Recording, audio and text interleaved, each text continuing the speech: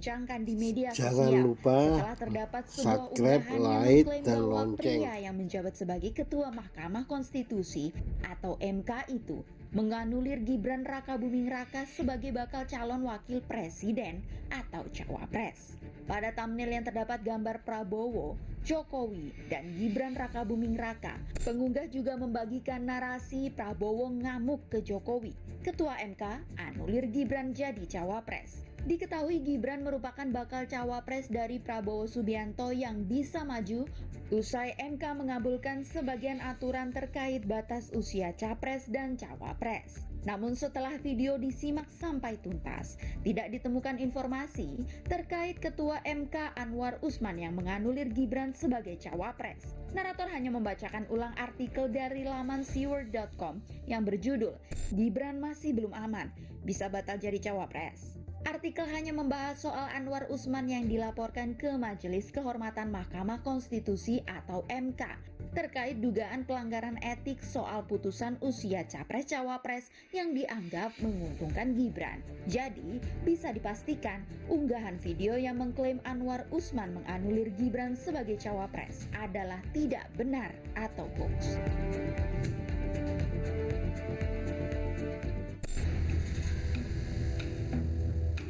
Pimpinan KPK Firly Bahuri terus mencuat ke publik seiring dengan kasus dugaan pemerasan terhadap Syahrul Yassin Limpo yang ditangani Polda Metro Jaya naik ke penyidikan. Terkait hal tersebut, beredar sebuah video yang mengklaim Komisi Pemberantasan Korupsi atau KPK menemukan uang 300 triliun rupiah di rumah Ketua KPK Firly Bahuri saat penggeledahan. Video berdurasi 14 menit 41 detik ini diberi narasi Firly ketangkep basah. KPK temukan bukti 300 triliun uang disembunyikan. Namun setelah ditelusuri, informasi dalam video tersebut tidaklah benar. Diketahui pada tengah pekan lalu, dua rumah Firly yang berada di Jakarta Selatan dan Bekasi digeledah oleh Ditreskrim Suspolda Metro Jaya, bukan oleh KPK seperti dalam narasi video yang beredar. Dari penggeledahan pada 26 Oktober 2023 itu juga tidak ditemukan laporan soal penemuan uang 300 triliun rupiah di kedua rumah Firly. Diketahui narator di video hanya membacakan artikel sindonews.com tertanggal 26 Oktober 2023 yang berjudul "Rumah Firly Bahuri digeledah, polisi bawa koper dan satu box hitam". Setelah dibaca, artikel itu tidak menyebutkan penemuan uang 300 triliun rupiah di rumah Firly, sehingga bisa dipastikan kabar mengenai KPK yang menemukan uang 300 triliun rupiah di rumah Ketua KPK Firly Bahuri saat penggeledahan adalah tidak benar atau hoax.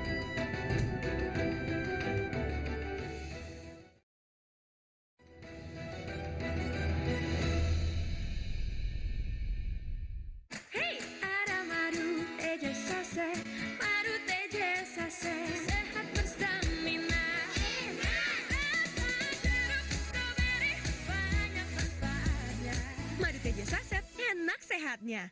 Niatku madu TJ hitam pahit dengan kualitas madu TJ plus manfaat ekstrak herbal. Niatku demi anakku. Niatku demi istriku. Madu TJ hitam pahit. Klarifikasi atas laporan dugaan pelanggaran etik Hakim MK 26 Oktober lalu, Jimli menyebut putusan MK terkait syarat capres-cawapres menimbulkan sejarah baru karena membuat seluruh hakim konstitusi dilaporkan. Ini perlu diketahui, ini perkara belum pernah terjadi dalam sejarah umat manusia. Seluruh dunia, semua hakim dilaporkan melalui kode etik. Tak hanya itu, Jimli juga menyebut situasi politik hari ini sudah tak lagi berpihak pada akal sehat. Ia menyebut kini akal sehat kalah oleh akal bulus dan akal fulus. Sekarang ini akal sehat itu sudah dikalahkan oleh akal bulus dan akal fulus. Akal fulus itu untuk uang, kekayaan, akal bulus itu untuk jabatan. Akal sehat sekarang lagi terancam oleh dua, iblis kekuasaan dan iblis kekayaan. Nah, maka Majelis Kehormatan MK ini harus kita manfaatkan. Sebelumnya, Hakim Mahkamah Konstitusi Arief Hidayat curhat di acara Konferensi Hukum Nasional di Jakarta 25 Oktober lalu. Arief menyebut ada kekuatan besar yang menguasai legislatif, eksekutif, ataupun yudikatif dan disokong partai politik dan pengusaha. Era rezim Orde Baru atau Orde Lama pun, itu tidak ada kekuatan yang terpusat di tangan-tangan tertentu. Kita lihat misalnya masih ada pembagian berdasarkan yang paling kuno teorinya trias politika. Tapi sekarang Bapak Ibu sekalian, sistem ketatanegaraan dan sistem bernegara Indonesia, coba bayangkan. Dia mempunyai partai politik, dia mempunyai tangan-tangan di bidang legislatif, dia mempunyai tangan-tangan di bidang eksekutif, sekaligus juga dia mempunyai tangan-tangan di bidang yudikatif. Saya sebetulnya datang ke sini agak malu, kenapa saya pakai baju hitam? Karena saya sebagai Hakim Mahkamah Konstitusi sedang berkabung. Karena di Mahkamah Konstitusi baru saja terjadi prahara. Sidang pendahuluan pun digelar. Sidang dipimpin oleh Ketua Majelis Kehormatan MK Jimli Asidiki, didampingi dua anggota, Wahiduddin Adams dan Bintan Saragih pada 31 Oktober lalu. Sidang beragendakan pembuktian dari para pelapor yang menilai Hakim Anwar Usman melanggar kode etik Hakim Konstitusi. Mantan Wakil Menteri Hukum dan HAM Denny Indrayana sebagai pelapor menyebut, putusan Mahkamah Konstitusi nomor 90 yang membuka jalan putra Presiden Joko Widodo Gibran Raka Buming Raka maju ke Pilpres 2024 walaupun belum berusia 40 tahun melibatkan kantor kepresidenan. Putusan 90 terindikasi adalah hasil kerja kejahatan yang terencana dan terorganisir. Plan and organized crime. Bukan hanya pelanggaran etika biasa. Pelapor tidak melihat putusan 90, tetapi lebih dalam adalah bagian dari hancurnya kemerdekaan kekuasaan kehakiman, khususnya di Mahkamah Konstitusi, sehingga rentan atau mudah diintervensi dan dimanfaatkan oleh kekuasaan istana.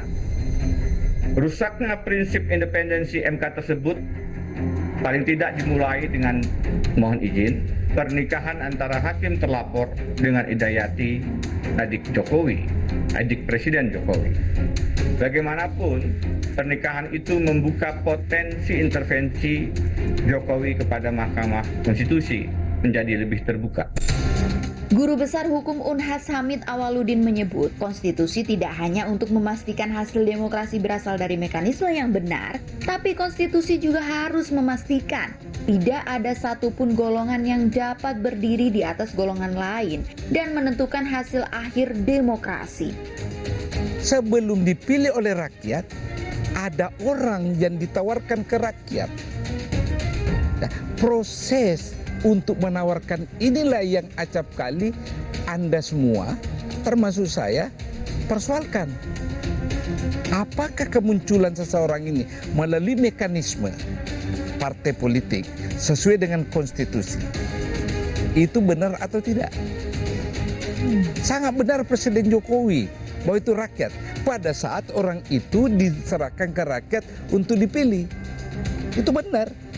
Kan rakyat tidak datang kepada partai tolong calonkan ini kan tidak kan.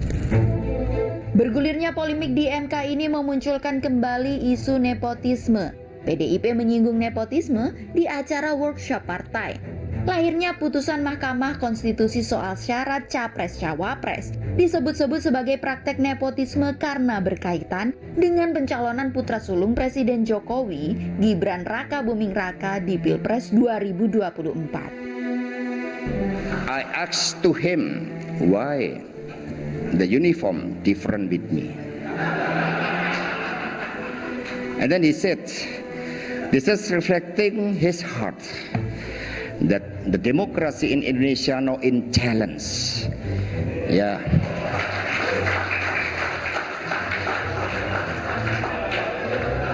Yeah, because the ribbon of nepotism. So we have to consider for this. Hasto juga menyebut, apa yang terjadi dengan seluruh mata rantai pencalonan Mas Gibran sebenarnya adalah political disobedience terhadap konstitusi dan rakyat Indonesia yang dipadukan dengan rekayasa hukum di MK. Ketika sebagian pihak menyesalkan pencalonan Gibran sebagai bacawa pres, bakal capres Prabowo Subianto membela. Prabowo mempertanyakan alasan penolakan capres-cawapres disangkut pautkan dengan usia. Yang saya merasa aneh ya, kalau begini terlalu muda, kalau begitu terlalu tua, ya, kumaha, ya kan? Ya kan? Jadi kalau nggak cocok dicari-cari, ya demokrasi ya demokrasi lah, ya kan? Biar rakyat yang milih. Polemik putusan MK mengenai batas usia capres-cawapres bukan sekedar soal si muda yang tak boleh berkarya. Namun ini adalah sebuah daya untuk memastikan konstitusi selalu terjaga dari mereka yang tak punya hati nurani, dari mereka yang takut kekuasaan terhenti. Karena kita tahu, setiap kekuasaan selalu memiliki batas tanpa berutas.